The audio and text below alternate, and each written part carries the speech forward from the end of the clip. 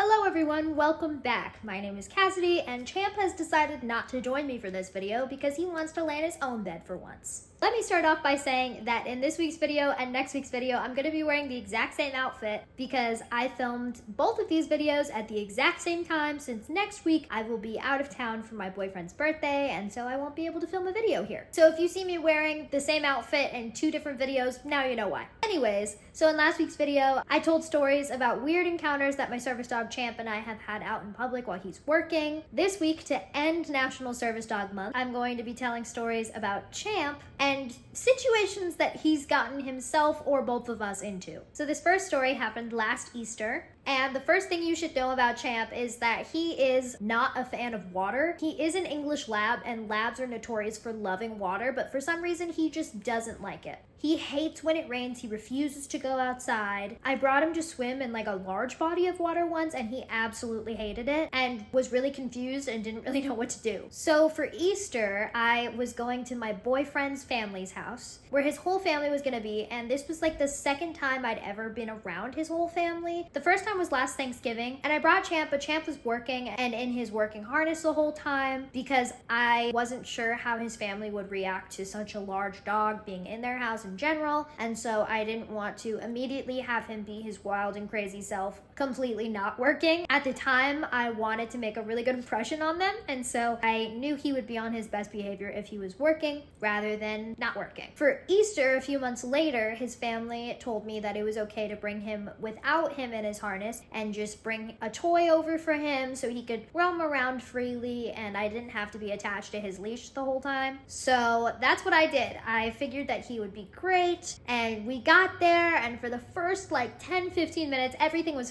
fine. Everybody was super happy that we were there. I was still trying to make a good impression on his extended family because this was the second time I'd ever met them, and Champ wanted to go explore the backyard, and they have a completely fenced backyard, so I thought it was fine to let him out there with some supervision. And before we go out there, his aunt had mentioned to me like, hey, by the way, we have a pool. He should be fine, but just letting you know ahead of time, there's a cover on it, so everything should be good. And I was like, all right, cool.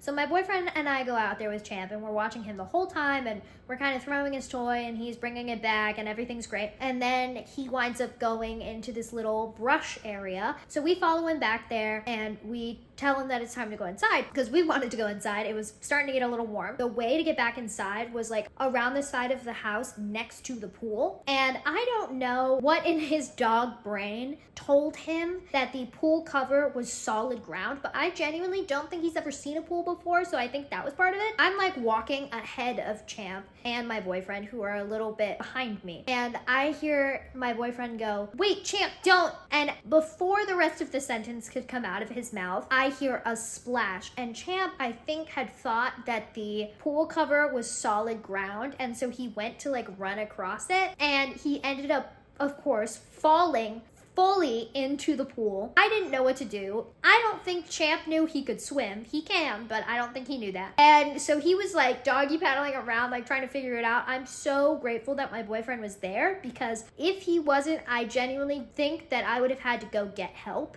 My boyfriend, who is a literal hero, just grabbed Champ under his arms and lifted him out of the pool. And I was stunned. One, because Champ had done this, and two, because my dog outweighs my boyfriend and he was able to like fully lift him out. I think some like extra adrenaline kicked in or something, because he can't lift Champ like that now, and I have no idea how he did it then. Afterwards, his family thought it was funny, thank God, because I was afraid they were going to be mad at me. But luckily, everybody thought it was really funny. I was so embarrassed because my boyfriend had to go inside and get a towel or something to dry Champ off with. So that means he had to tell everybody what had happened, and I was just mortified. So I am so glad that everybody thought it was funny and no one was mad at me or anything. And hopefully this Thanksgiving will be a little bit better and Champ won't fall into the pool again. I'm also very happy that Champ was fine and my boyfriend was fine and everybody was okay. Champ thought it was fun. He kept trying to go back and jump in the pool again. So I think he thought it was a fun time, but it was definitely an accident the first time it happened. The second story I have to tell you is when we were in college still. We just graduated this June from college with my BFA in musical theater. One day we were walking to class and we were in one of the classroom buildings. We were in the hallway and Champ was upset because I told him he couldn't go see his friends right now because he was working. And he had friends just like I did, and I was trying to get to class and I was cutting it pretty close to the time I was supposed to be there. So I told him, no, we can't go see your friends right now. We're working. Let's go.